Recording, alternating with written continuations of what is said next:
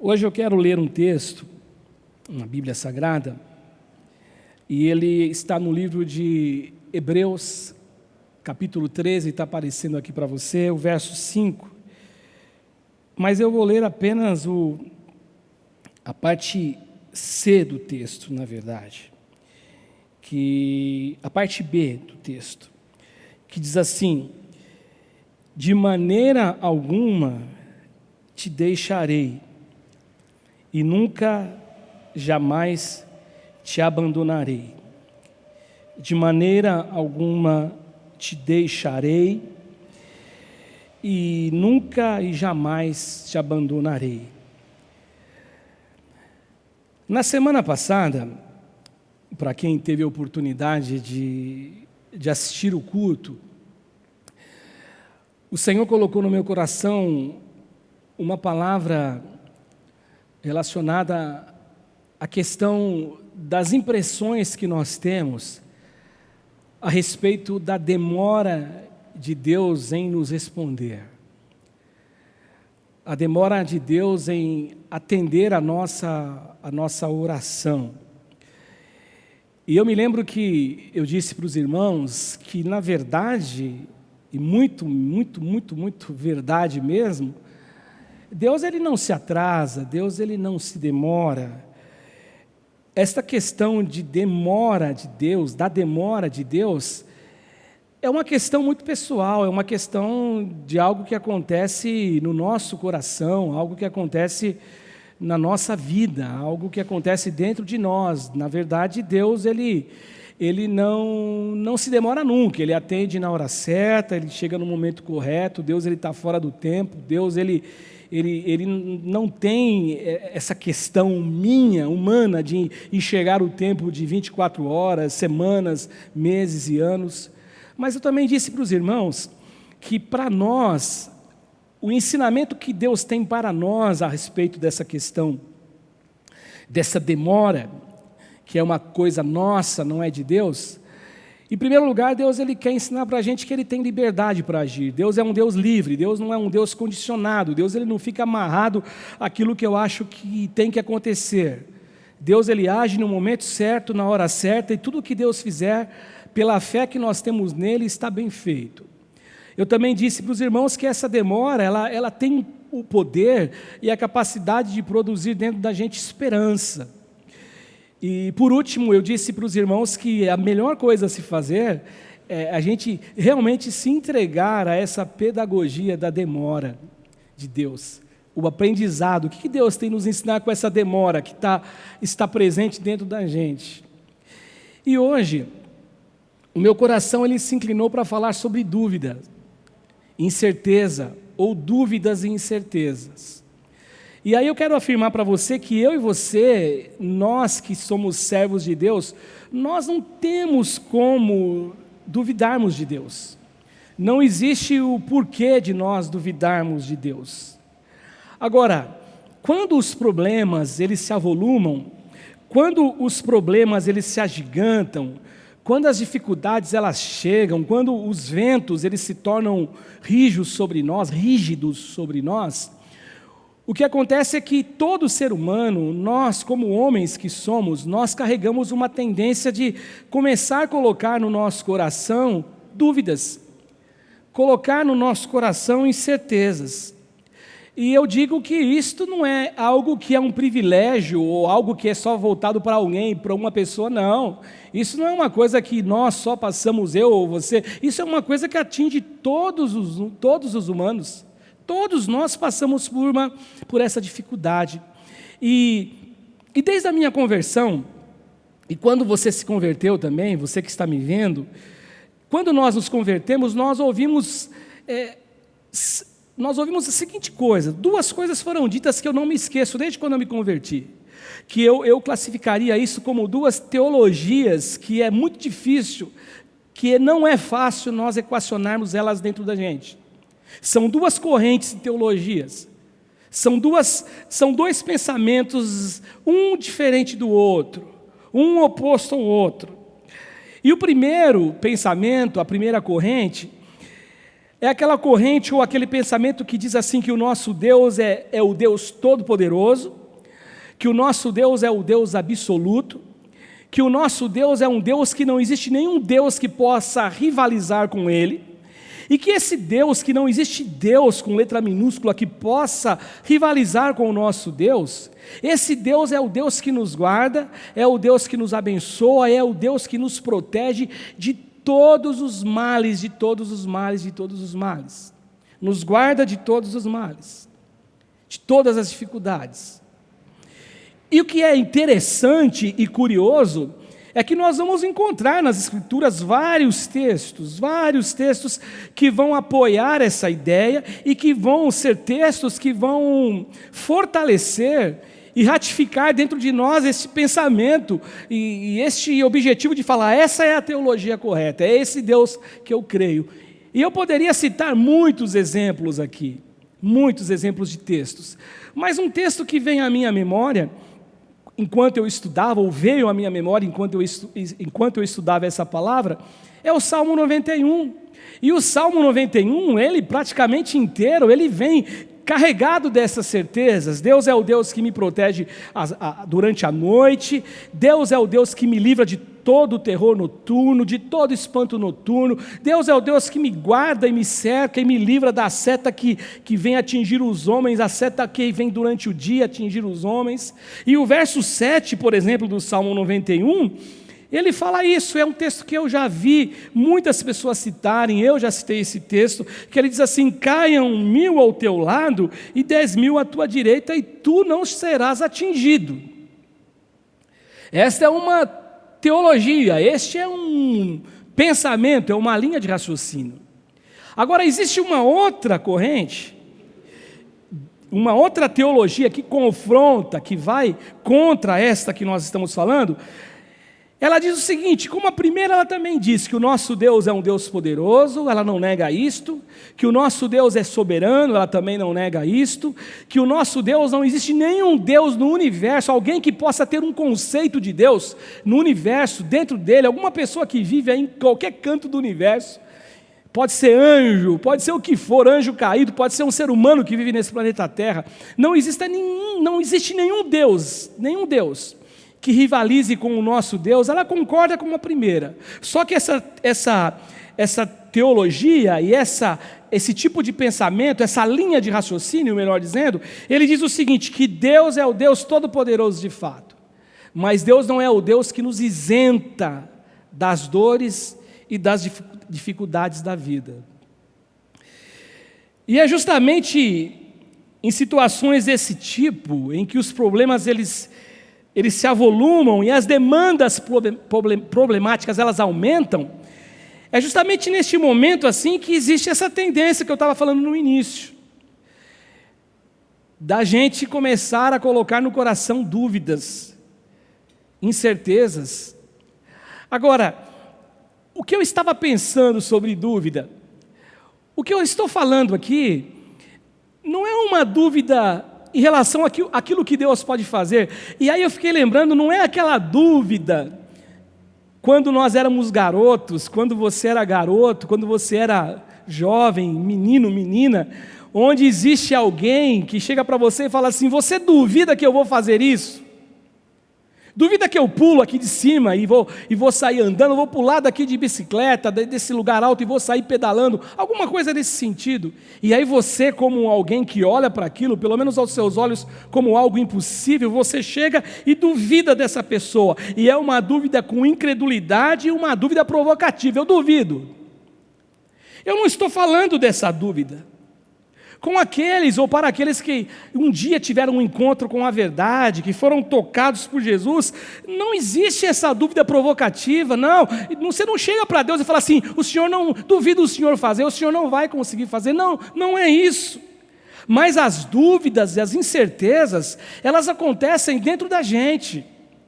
A dúvida não é em Deus, a dúvida não é que a gente tem dúvida a respeito do Deus a quem nós servimos, não. A dúvida ela está dentro de nós, a dúvida, será que isso pode acontecer? Será que isso vai acontecer? Será que eu estou próximo de Deus? Será que eu não estou distante de Deus? Então a dúvida é se Deus vai nos atender, mas não porque Ele não tem capacidade em nos atender.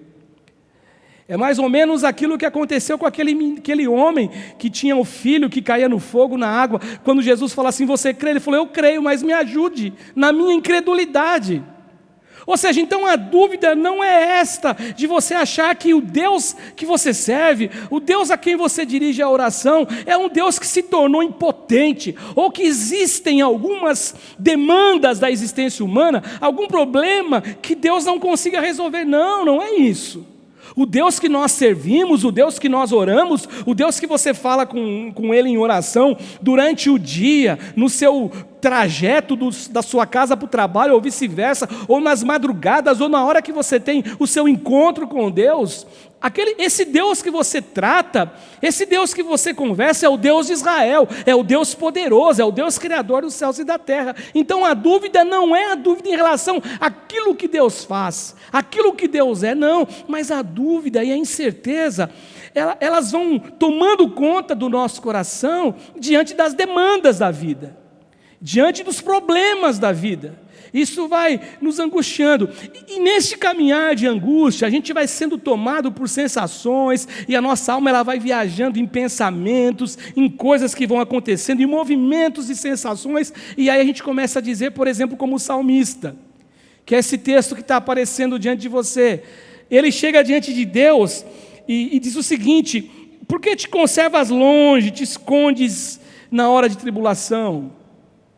Aí você pode dizer, pô pastor, mas você não falou que não é uma dúvida em relação a Deus? É verdade, não é. E o salmista aqui não está duvidando do poder de Deus, ele só está com a sensação de que Deus se escondeu dele, que Deus se ausentou dele. E quando eu leio esse texto aqui, sempre que eu leio esse Salmo 10, versículo 1, eu fico pensando assim, que quando o salmista fala, por que Senhor te conserva longe e te escondes nas horas da tribulação, eu vejo por outro lado o salmista querendo fazer a afirmação, na hora que está tudo bem, Deus está comigo, na hora que mais preciso, Deus não está comigo. Lembra daquele poema Pegadas na Areia? Você já ouviu na voz de cantores sertanejos, outras pessoas já falaram, declararam esse poema, declamaram esse poema, e aí chega um momento lá quando a pessoa fala, pô Jesus, na hora que eu mais precisei de você, eu olhei na areia e só tinha um par de pegadas na areia, e eu estava sozinho. Ele falou, não, você não estava sozinho, foi nesse momento que eu te peguei e te carreguei no colo. E o salmista então está dizendo isso, por que tu te conservas longe quando existe tribulação, e o Senhor se esconde, brincando, esconde comigo, e eu fico sofrendo. Outro salmo que é conhecidíssimo, que eu me lembro sempre dele, é o Salmo 42, quando o salmista no seu verso 5, ele fazendo uma oração para si mesmo, ele orando, ele olhando, ele se examinando, ele fala assim para ele, por que está abatida a minha alma? E por que te perturbas dentro de mim? E aí ele olha para ele e diz assim, espere em Deus, alma, pois ainda o louvarei, Ele é o meu auxílio e o Deus meu. Mas aí no versículo seguinte ele fala assim, sinto abatida a minha alma. São sensações, são sentimentos que parece que Deus ele se escondeu, Ele se ausentou da gente, e essa sensação nos leva a duvidar se Deus vai nos atender, se o nosso problema é um problema tão sério para que Deus gaste tempo com a gente. E aí no versículo 6 ele fala, eu lembro-me de ti nas terras de Jordão, e no Monte Hermão, no outeiro de Mizar. E aí ele vai fazendo toda uma descrição para no final, no verso 11, ele chegar à mesma conclusão. O Salmo 74, versículo 1, por exemplo, é um outro exemplo que eu cito, quando o salmista fala, por que nos rejeita, ó Deus, para sempre? E no versículo de número 1 ainda ele fala, por que se acende a tua ira contra as ovelhas do teu pasto? Portanto, gente, a dúvida aqui não é da capacidade de Deus agir. A dúvida aqui não é a capacidade de Deus Ele realizar, Ele fazer alguma coisa. Mas a dúvida aqui é se Deus nos atenderá, ou se Ele poderá nos ajudar, não pelo poder que faltou, não, mas se ele vai se interessar pela minha causa. E aí eu fico pensando assim, que por mais conhecimento que a gente tenha, por mais conhecimento que nós tenhamos de textos, como o Salmo 91, e outros textos que nos revelam e nos trazem promessas que Deus ele vai nos guardar, nessa hora o que nós sentimos, o que insiste em dominar a nossa alma, em primeiro lugar é medo, em segundo lugar são incertezas. É isso que nós temos tendência em sentir quando o momento acontece dessa maneira. Mas a questão aqui, meus irmãos, é que eu e você precisamos responder uma pergunta, então, diante disso que eu apresentei até agora, diante disso que eu falei para você até agora. E a pergunta a ser respondida é assim: diante desses dilemas, diante desses fatores que complicam a nossa vida, diante dessas demandas, como é que eu faço para não duvidar de Deus? Se Deus vai me atender ou não vai me atender? Em primeiro lugar, isso só pode ser uma realidade dentro de você e dentro de mim, em nós, por meio da fé. É por meio da fé. Eu só posso ter a certeza que Deus me atenderá, que Ele vai me socorrer. Eu só posso cantar o que o Silas cantou aqui há pouco tempo atrás, com fé no coração, com a alma inundada de alegria, de felicidade e de paz, mesmo vivendo uma situação conflitosa. Eu só posso cantar ainda que a figueira não floresça, ainda que não haja fruto na videira, ainda que tanta coisa aconteça, todavia eu vou me alegrar pela fé. Não é olhando para a circunstância, ou para as circunstâncias, o que faz gerar o medo dentro da gente, o que faz gerar essa insegurança dentro da gente, o que faz gerar essa dúvida dentro da gente, em primeiro lugar, são essas percepções que nós temos, é esse sentir que nós temos. Eu sinto isso, eu sinto aquilo, são as coisas que nós sentimos. Hoje eu sinto que eu estou bem, amanhã eu já não sinto que eu estou tão bem assim. Em segundo lugar, além dos sentimentos, o que nos causam esse temor, as coisas que nos atrapalham nessa relação de fé com Deus, é quando eu olho para a vida, eu olho para a dimensão humana, e eu só consigo enxergar a vida e dimensão humana com os olhos naturais mesmo, só por causa disso.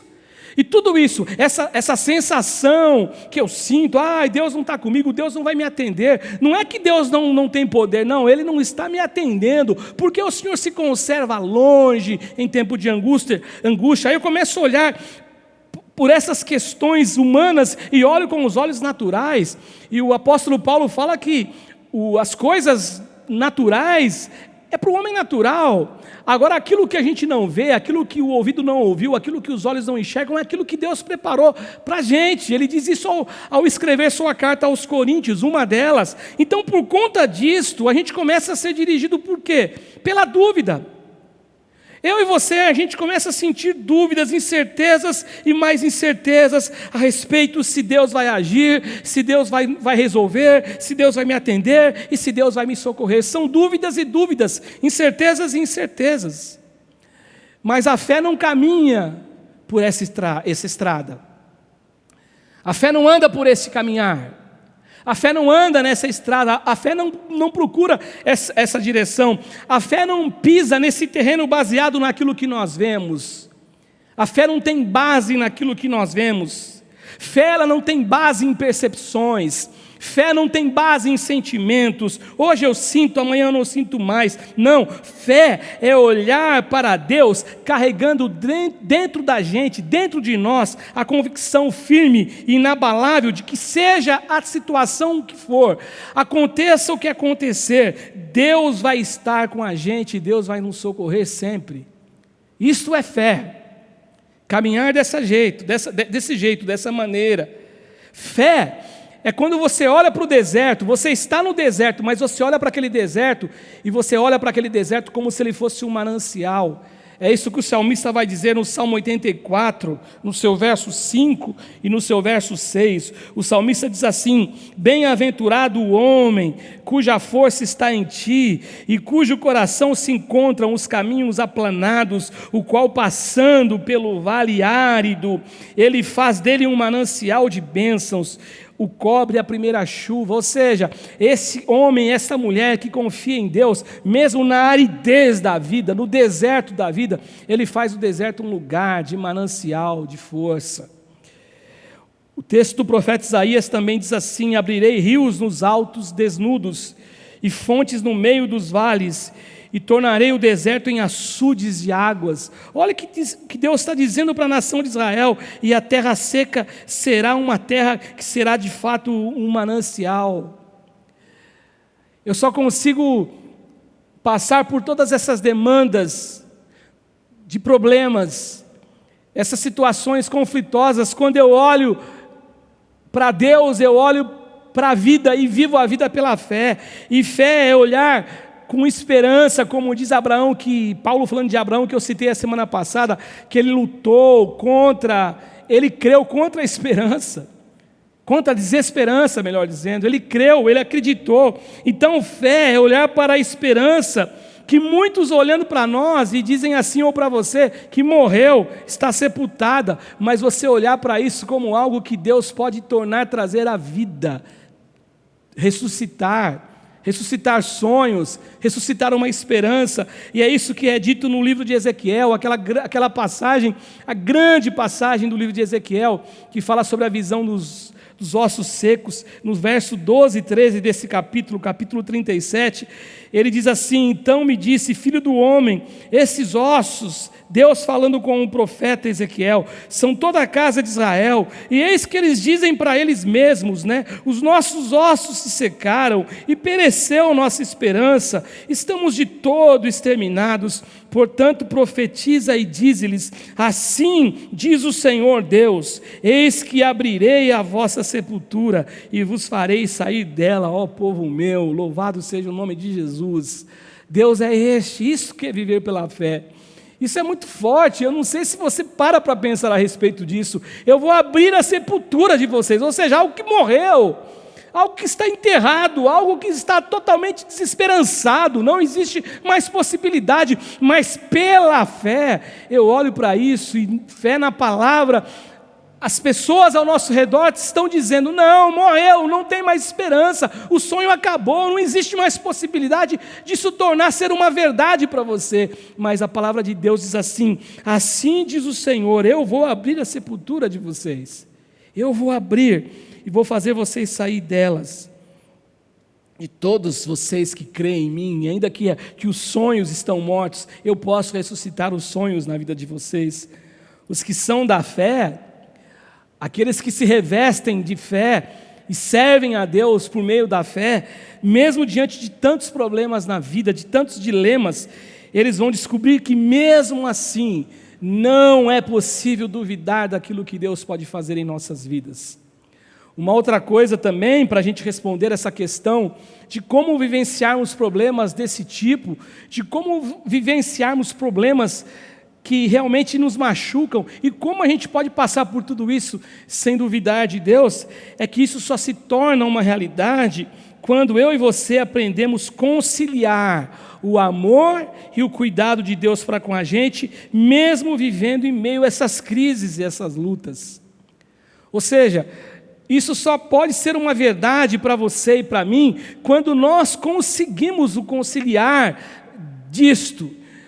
A luta existe, mas o amor de Deus é sobre mim. E eu estou me referindo aqui, eu refiro-me aqui àquelas duas teologias que eu disse no início para vocês. A primeira dizendo que Deus é Deus Todo-Poderoso, que Deus nos guarda e que Deus nos livra de todo mal e que nenhum mal vai nos atingir, nenhum mal vai chegar à sua tenda. É o Salmo 91 que fala isso. E aí você começa a passar por dificuldades e você fala: mas por que eu estou vivenciando isso? Porque você não entendeu o Salmo 91. Por isso que você fica: mas por quê? Lá no Salmo 91 fala que nenhum mal chegará à tua tenda. É verdade, mas o salmista não está falando de coisas exteriores. O salmista está falando da nossa alma, aquilo que eu tenho no coração como verdade, aquilo que eu carrego na minha alma como realidade. Eu recebi o Senhor Jesus como Senhor no meu coração, e a palavra de Deus diz assim que nada pode nos acontecer, que Deus nos guarda, mas não são coisas exteriores. Deus guarda a nossa alma, Deus guarda o que somos, Deus guarda a nossa essência, Deus guarda aquilo que nós carregamos dentro de nós. aquilo que está escondidinho aqui como um tesouro precioso que Deus nos deu. E a segunda teologia é este conciliar. Diz assim que mesmo sendo esse Deus poderoso, Ele não nos isenta dos males da vida. Até porque senão, irmãos, fica uma confusão enorme na nossa vida. Eu pego o Salmo 91 e diz assim: nenhum mal chegará à tua tenda, nenhuma aflição vai te alcançar, nada pode te tocar. Aí eu leio o Novo Testamento, me deparo com Jesus dizendo assim: no mundo vocês terão aflições, tem de bom ânimo. Ou seja, então na verdade nós que não interpretamos a Bíblia corretamente. Agora, quando eu falo a respeito de como eu posso responder para a vida e para Deus e para mim mesmo, essa questão de enfrentar dificuldades, mas ao mesmo tempo crer que Deus está comigo, que Ele é o meu protetor, e conciliar essas duas situações de passar dificuldades, mas mesmo assim passando dificuldades, conseguir observar o cuidado de Deus.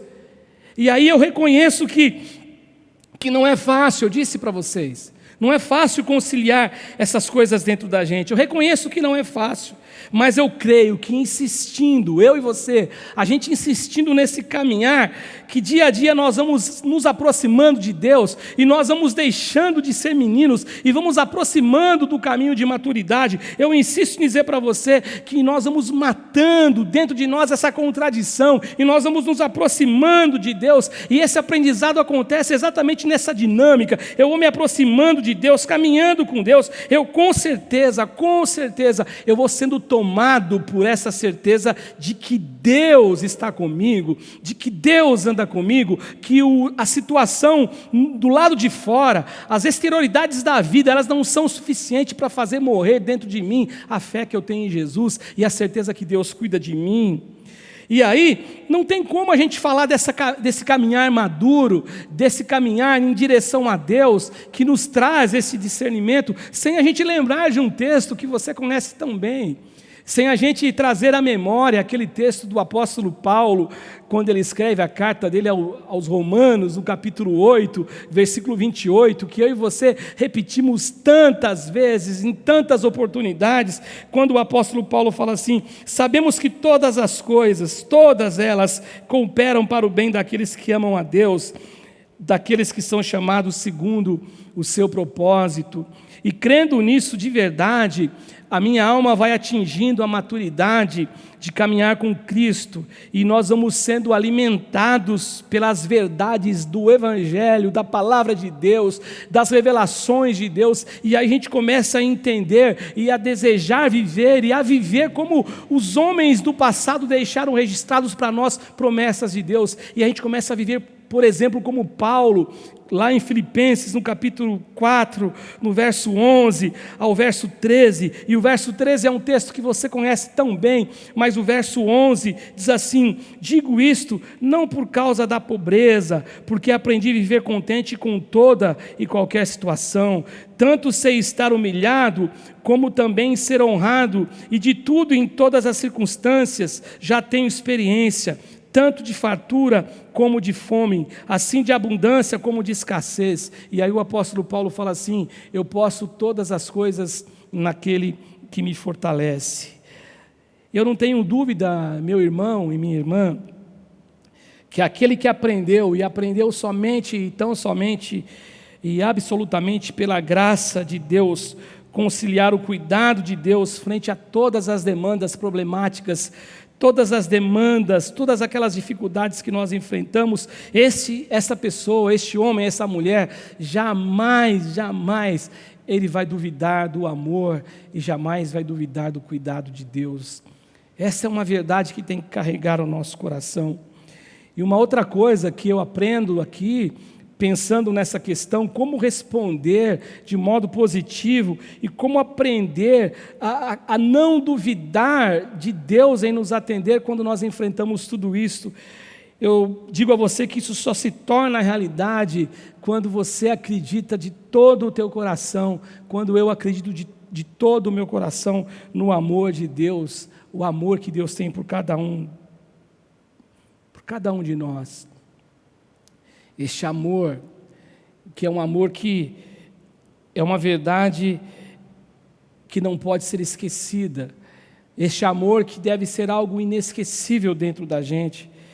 Essa verdade que não deve ser uma verdade que tenha base somente na questão circunstancial. O que eu quero dizer com isso? Quando tudo vai bem, eu digo para todo mundo que Deus me ama, mas se a vida se tornou uma vida com uma cara assombrosa para a gente, com uma cara como se eu estivesse assistindo um filme de terror, aí Deus não é mais o meu Deus. Se a vida se tornou cínica em relação a algumas coisas que nós vivemos, então não é mais a verdade essa questão. Eu não posso mais acreditar que Deus está comigo. Não é assim que funciona. Sabe por quê, gente? Porque Deus é amor.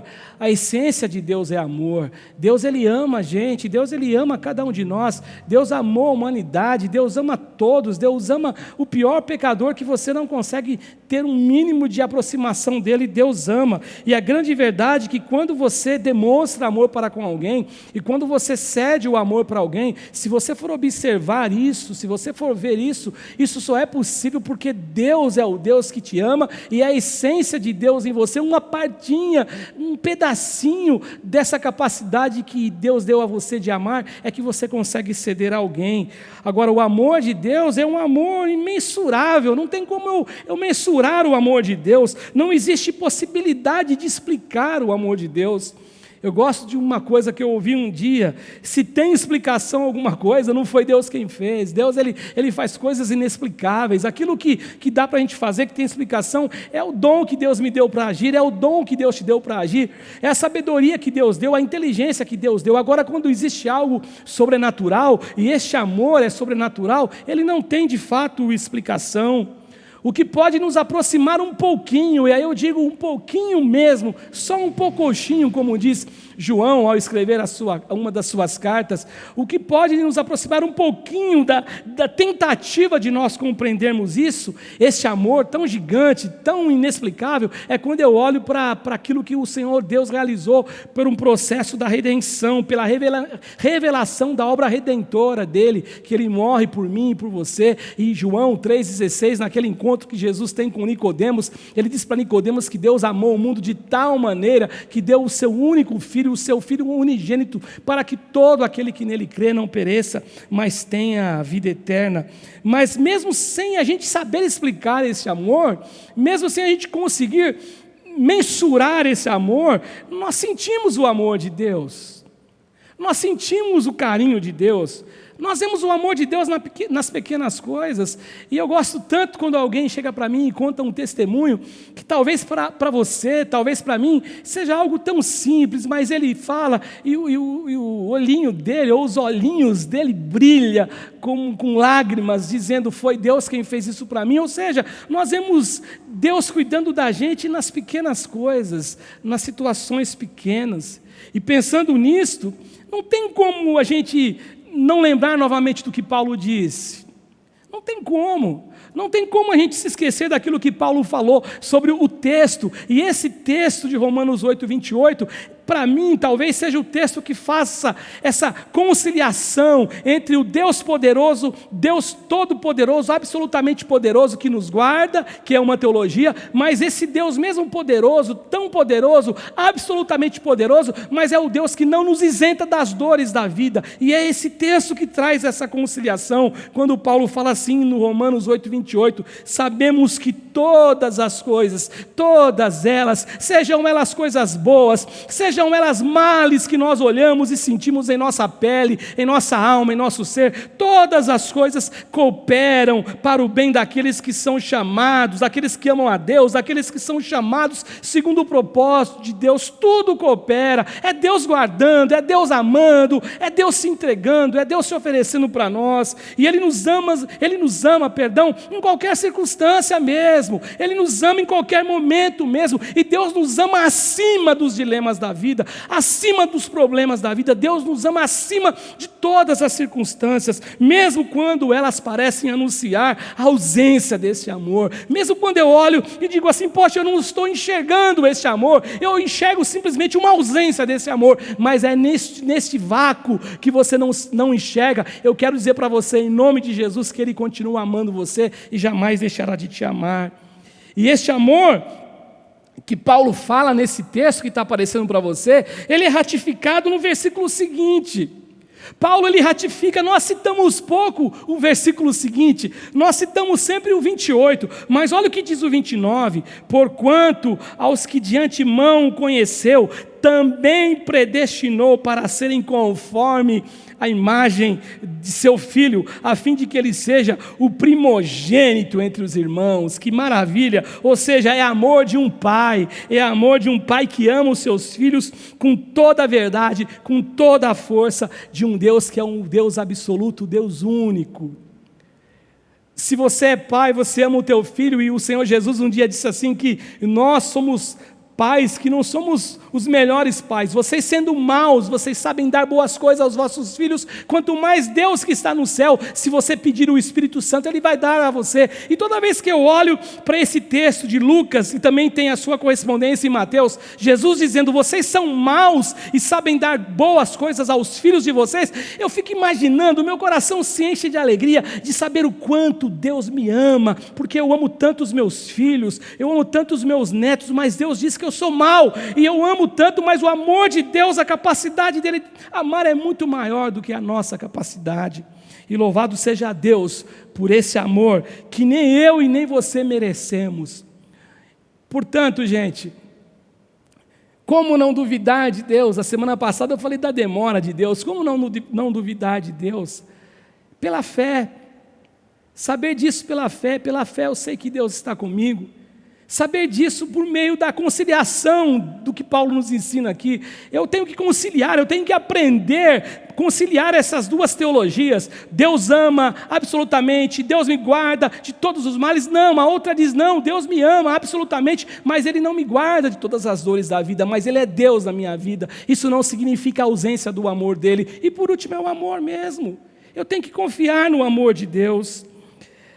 E eu termino a minha fala nesse dia. Eu concluo a minha fala nesse dia, dizendo que, realmente, gente, é apenas num caminhar de maturidade, é apenas com a maturidade do dia a dia com Deus que eu e você podemos descansar nessa certeza que Deus está conosco sempre. Eu não marquei para Camilinha, mas é um texto que você conhece. Eu gosto de lembrar daquele texto de Jesus em Mateus 28, 18, que ele fala, isso que estou convosco, estarei convosco todos os dias até a consumação dos séculos.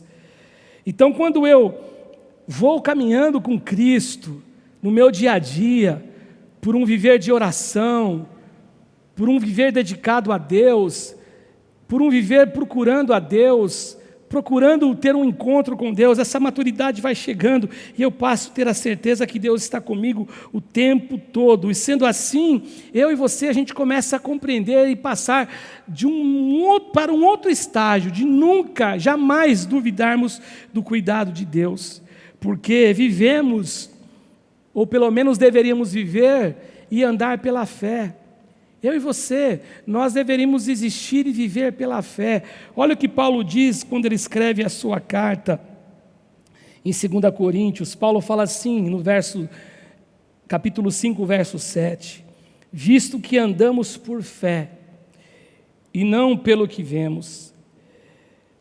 E é nesse caminhar que Paulo fala aqui nesse texto de maturidade, que a gente só consegue, como eu estava dizendo agora, por meio de encontros com Deus, é que eu começo a acreditar também nas verdades da Bíblia, disso que Paulo afirma, e uma verdade que o profeta Jeremias colocou para nós como uma promessa em Lamentações de Jeremias. E é o último texto, e eu paro por aqui hoje, quando o escritor de Lamentações, o profeta Jeremias, ele fala assim. Primeiro o Salmo, eu acabei pulando o Salmo, o salmista, ele fala assim no Salmo 86, verso 7 e verso 8, que é uma promessa também que Deus nos revela. No dia da minha angústia, eu clamo a Ti. E olha que diferente agora o posicionamento do salmista. Se no Salmo 10 ele dizia assim, Deus, por que você fica longe de mim no tempo de angústia? Porque quando o calo aperta e as demandas da vida, elas são todas problemas, o Senhor se ausenta de mim. Agora olha a diferença para a maturidade que o salmista ele vai tendo na caminhada com Deus. Ele fala assim, no dia da minha angústia, eu clamo a Ti, porque me respondes. Não há entre os deuses não há entre os deuses semelhante a ti, Senhor, e nada existe que se compara à tua ou às tuas obras. Ou seja, agora ele está dizendo o seguinte: eu clamo, e só clama quem está vivendo dificuldades, só clama quem está vivendo no deserto, só clama quando alguém está no barco e as ondas se agigantaram, aí clama, e ele fala: eu clamo e o Senhor me responde. E o último texto é o texto de Lamentações, quando o escritor Jeremias fala assim, Lamentações 3, depois de falar sobre a misericórdia do Senhor no início do capítulo, ele vai falar agora no verso 24, aliás, no início do capítulo não, alguns versos atrás, mas no versículo 24 ele vai dizer assim: a minha porção é o Senhor, diz a minha alma. A alma dele dizia para ele: olha, a minha porção, fulano de tal, é o Senhor. É como se a minha alma dissesse para mim: Cássio, a tua porção, a minha porção, que é tua também, é o Senhor. Portanto, esperarei nele. E ele diz: bom é o Senhor para os que esperam por ele, para a alma que o busca. Bom é aguardar a salvação do Senhor, e isso em silêncio. Bom é aguardar a salvação do Senhor, e isto em silêncio. Existirão momentos que você só vai ter que ficar em silêncio mesmo. Existirão momentos que você não vai ter nem palavras, às vezes, para falar. Você vai ficar balbuciando, né, diante da dificuldade que se agigantou, diante do problema que foi gerado, diante daquilo que você vive. E nessa hora, o que resta mesmo é aguardar no Senhor e esperar pelo Senhor.